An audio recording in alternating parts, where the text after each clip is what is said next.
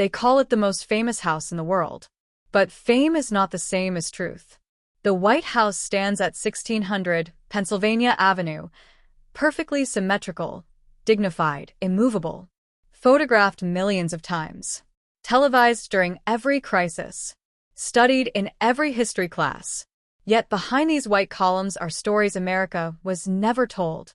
Because before it became a symbol of democracy, it was simply a half-finished structure built on unstable ground, plagued by cost overruns, political chaos, and the desperate ambition of a young nation trying to prove it could stand equal to Europe's empires. This mansion was never just a home. It was a battlefield, a construction project, a statement of power, a stage carefully designed for the world to watch. And beneath the polished image lies something far more complicated. Secret renovations that gutted the interior entirely. Fires that nearly erased it from existence. Presidents who refused to sleep in certain rooms. Families who found the mansion isolating, even cursed. Entire wings reconstructed to hide architectural flaws and political secrets. The White House has absorbed assassinations, affairs, betrayals, and decisions that shifted global history, all while maintaining the carefully crafted image of stability and permanence. But that image was built on invisible hands. Enslaved laborers who laid its foundations. Immigrants who carved its stone. Workers who collapsed in the humid Washington heat. Architects who fought bitter rivalries over every design choice. This mansion was born from tension, shaped by fire and resurrection, transformed by presidents who loved it and those who hated it. And tonight, we tell the story the guided tours never mention. Not the political story of the White House, but the mansion story, the rivalries, the disasters, the transformations, the truths buried beneath 2 centuries of careful reconstruction. This is the untold history of America's most iconic mansion. And it begins long before it became a symbol. Back when it was simply an ambitious idea in a divided young nation, destined to become both America's greatest architectural triumph and its greatest burden. Please subscribe and comment where you're watching from. The story begins in the 1790s, when America was barely a country at all. No grand capital, no palace, no official residence that communicated legitimacy to the world's empires watching from across the Atlantic. The United States felt temporary, experimental, fragile. European powers, Britain, France, Spain, looked at the young republic with skepticism bordering on amusement. A democracy? Led by elected officials who served limited terms? Operating without a monarch, without aristocracy, without the centuries-old traditions that gave kingdoms their authority? To them, it was a novelty. An unstable experiment that would likely collapse within a generation. George Washington and his cabinet understood the problem. Without a seat of power, a physical structure that declared permanence and sophistication, the nation would continue looking like a wandering political project with no roots, no stability, no future. They needed a mansion that would say, "We are here. We are serious. We are permanent." But what kind of mansion? That question sparked intense debate. Some wanted modesty, a simple home that reflected democratic values, nothing that resembled the palaces of the kings they had just overthrown. Others argued for grandeur, a structure that could rival European estates, that would force foreign diplomats to take America seriously. The solution was an architectural competition. Designers submitted plans from across the country. Some proposed buildings with massive domes. Others sketched elaborate wings, towers, gardens that would span entire city blocks. But the winner was James Hoban, an Irish immigrant and architect whose design drew inspiration from Leinster House in Dublin, blending Irish Georgian elegance with French neoclassical proportions. The irony was immediate. A young nation that had rejected monarchy chose a mansion influenced by European aristocratic estates. But Washington approved it. The design communicated exactly what America needed to project: stability, sophistication, and a visual language the world's powers would recognize as legitimate. Construction began in 1792, and from the first day it was chaos. The site was a swamp, unstable ground, oppressive heat and humidity. Materials arrived late or damaged. Costs spiraled beyond initial estimates, and the labor force told a darker truth about the nation building this symbol of freedom. Enslaved people laid the foundations, quarried the stone, hauled timber, mixed mortar, worked through blistering summers with minimal shelter, inadequate food, and no compensation. Alongside them were immigrants, Irish, Scottish, Italian stonecutters, paid poorly, working dangerous jobs, many dying from accidents or exhaustion before the mansion was complete. This was the hidden cost of America's most famous home. And overseeing it all was not just Hoban, but Thomas Jefferson, who, even before becoming president, couldn't resist interfering. Jefferson pushed for changes, questioned design choices, advocated for more European refinement, higher ceilings, grander proportions, details borrowed from Parisian architecture he had studied during his time as ambassador to France. He wanted the mansion to be more than functional. He wanted it to be a statement of culture, of intellectual sophistication, proof that Americans were not crude colonials, but equals to Europe's finest. The result was a mansion caught between competing visions, democratic simplicity versus aristocratic grandeur. By 1800, 8 years after construction began, the mansion was technically habitable. Barely. John Adams became the first president to move in, and immediately regretted it. The mansion was freezing, unfinished. Plaster still wet on walls. Entire rooms left incomplete. No proper heating system. Wind howling through gaps in windows and door frames. Abigail Adams, the First Lady, famously hung laundry in the unfinished East Room because it was the only space large enough and dry enough to serve any practical purpose. This was America's symbol of power, a cold, echoing, half-finished shell. But it stood. And that, perhaps, was the point. The mansion wasn't born perfect. It was born ambitious, a structure that declared America's intent to survive, to grow, to become something greater than the sum of its chaotic, uncertain beginnings. The White House entered history not in glory, but in struggle. A mansion built on contradictions. A symbol erected by invisible hands. A home meant to project permanence that felt, in those early days, anything but permanent. But the true test of its resilience was yet to come. Because within a decade, the mansion would face something far worse than unfinished rooms and frozen corridors. It would face fire. August 24, 1814. A date that nearly erased the White House from history. The War of 1812 had dragged on for 2 brutal years, a conflict born from British interference with American trade, impressment of sailors, and lingering resentments from the Revolution. But now, British forces were marching on Washington itself. President James Madison fled the city. His wife, Dolly, remained behind, defiant and determined, as smoke rose over the horizon and panicked residents abandoned the capital. The British weren't coming to negotiate.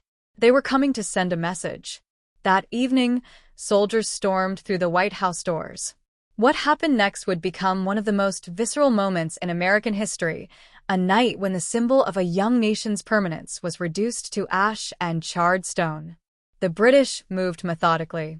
They piled furniture in the center of rooms, tore down drapes, smashed mirrors, ripped portraits from walls, including the famous Gilbert Stuart painting of George Washington that Dolly Madison had ordered servants to save just hours before.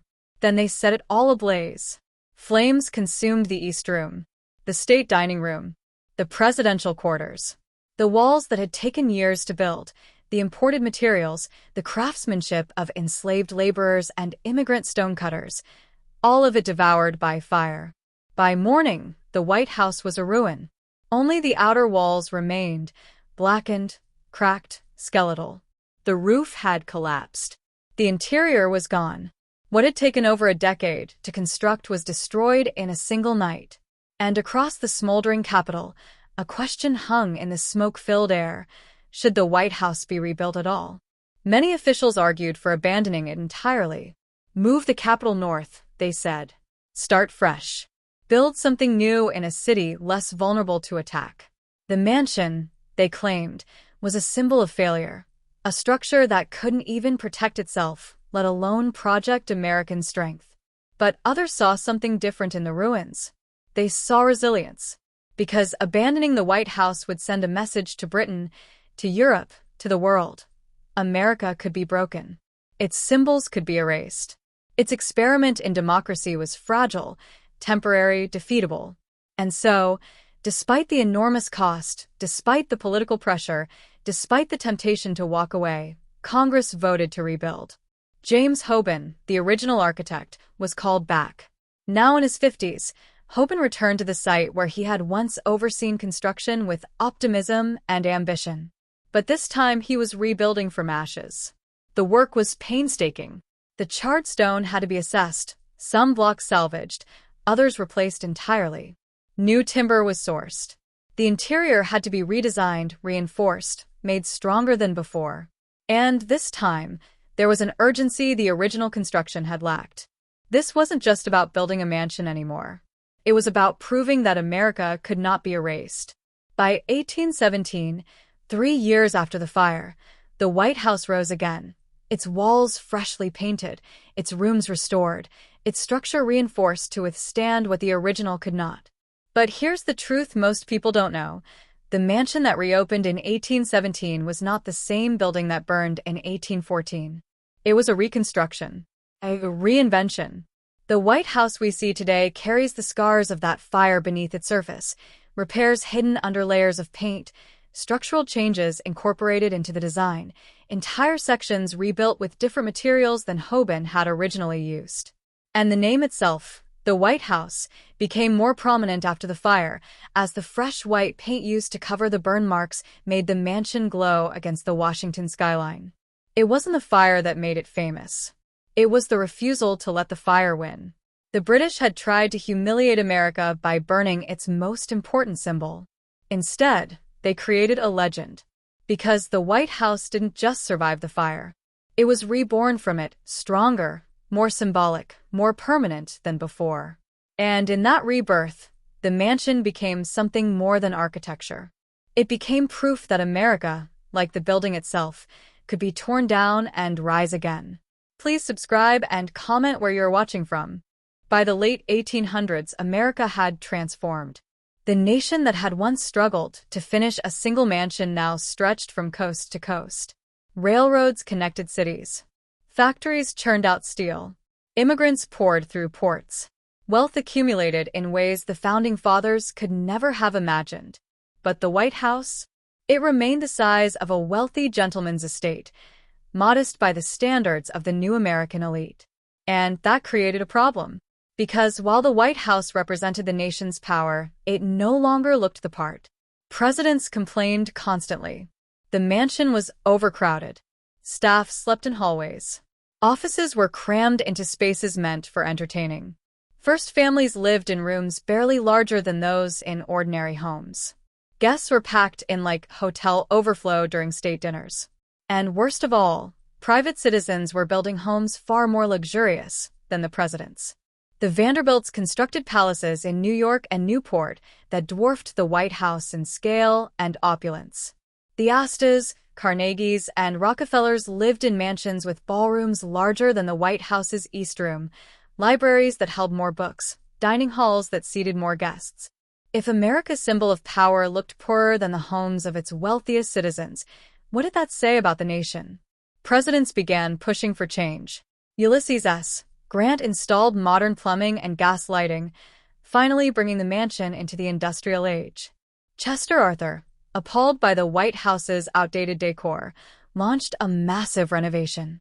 He auctioned off wagon loads of old furniture, replacing it with Gilded Age opulence, Tiffany glass screens, elaborate chandeliers, custom-designed wallpaper, imported carpets.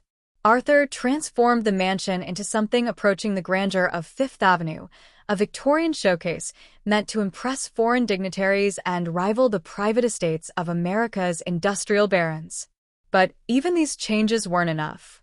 The fundamental problem remained. The White House was too small. By the turn of the century, the mansion functioned as both a residence and the headquarters of the executive branch. The president's family lived on the second floor while government business consumed the first floor, a chaotic arrangement that left no one satisfied. President Theodore Roosevelt finally forced a solution. In 1902, he commissioned a massive expansion, the West Wing. For the first time, the White House would have a separate structure dedicated entirely to presidential work, offices for staff, meeting rooms for cabinet members, and eventually, the Oval Office itself. The mansion was no longer just a home. It was becoming a complex, a compound, a seat of power designed to manage a global empire. Roosevelt also oversaw another transformation, a comprehensive renovation of the residence itself. He hired the famous architectural firm McKim, Mead, and White to restore what he called the mansion's colonial dignity.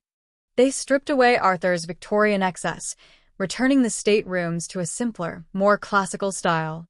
They expanded the state dining room, redesigned the East Room, and created the modern floor plan that defines the White House today.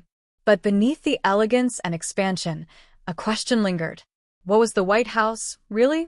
A home? A palace? A workplace? A museum? It was trying to be all of these things simultaneously, and the strain was beginning to show. Because while the public saw a gleaming symbol of American power, those who lived and worked inside knew the truth. The mansion was aging badly. The structure, built in the 1790s, reconstructed after the fire, expanded in fits and starts, renovated by presidents with conflicting visions, was showing cracks. Literally. Floors sagged, ceilings bowed, walls shifted. The building settled unevenly, its foundations never designed to support the weight of a century's worth of additions and modifications.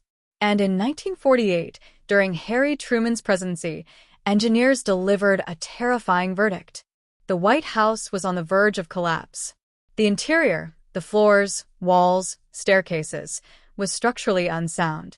A leg of Margaret Truman's piano had broken through the floor of her sitting room, revealing rotted beams and failing supports. The most famous mansion in America was literally falling apart. And what happened next would be the most dramatic transformation in the White House's history, a gutting so complete that almost nothing of the original interior survived. The mansion the world knew was about to be torn down from the inside out, and rebuilt once again into something new. In 1948, Harry Truman made a decision that would have been unthinkable to any previous president. He ordered the White House gutted. Not renovated. Not remodeled. Gutted. Everything inside, floors, walls, staircases, rooms that had witnessed Lincoln's cabinet meetings and Roosevelt's fireside chats, was torn out, dismantled, reduced to rubble. Only the outer walls remained standing, held up by a steel framework as workers excavated the interior down to the foundations. It was the most radical transformation in the mansion's history. And when workers began demolition, they discovered the hidden truth of the White House. It had been collapsing for decades. Wooden beams riddled with rot. Plumbing that hadn't been updated since the Victorian era. Electrical wiring so outdated it posed a constant fire risk. Entire sections of the structure held together by little more than hope and plaster. The White House, they realized, had been a facade, a carefully maintained exterior concealing an interior that was falling apart. For 3 years, the first family lived across the street in Blair House, while the mansion was reconstructed. And when it reopened in 1952, the White House was fundamentally different. The interior was entirely new. Modern steel framing, updated infrastructure, reinforced floors, climate control, secure communication systems. But the public never saw the transformation. Because the exterior remained untouched, the same white columns, the same iconic facade, the same image Americans recognized. The White House had been rebuilt from the inside out, but the world was told it had merely been renovated. And with that reconstruction came something else, secrets. Because the new White House wasn't just a residence or a workplace. It was a fortress. Beneath the mansion, workers installed a bunker, a secure underground facility designed to protect the president during nuclear attack. Hidden elevators were added, connecting floors in ways not visible to visitors. Secret passageways allowed staff to move through the building unseen. Entire wings were designed with security in mind, bulletproof windows, reinforced walls, secure communication rooms that could operate even if the rest of the mansion lost power. The White House became a dual structure, the public mansion the world could tour, and the hidden infrastructure almost no one would ever see. And that duality defined how modern presidents experienced the building. Some loved it, others hated it.